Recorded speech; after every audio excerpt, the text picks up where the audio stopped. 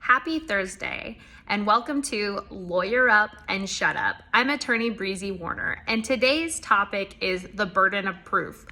What we're talking about in wake of an excellent result for our client today is the proof that the state has to put on to find you guilty and what that actually means and how it affects your constitutional rights. So, one of the things that the state has to do is meet its burden of proof. In a criminal case, that's beyond a reasonable doubt. That means not any doubt, but a reasonable doubt. So, more likely than not is not the standard, okay?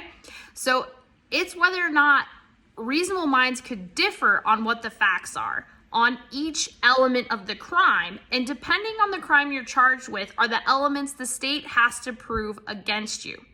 What that means is that the whole case, you can sit back and say nothing, and you should say nothing. Let your attorney talk.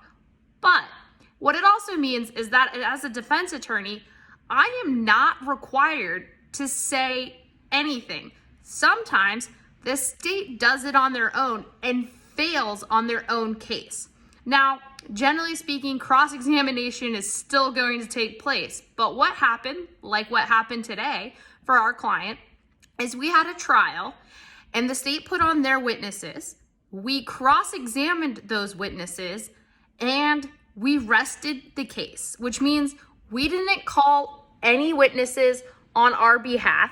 We solely relied on cross-examination of the state's witnesses. And the jury came back and found us not guilty.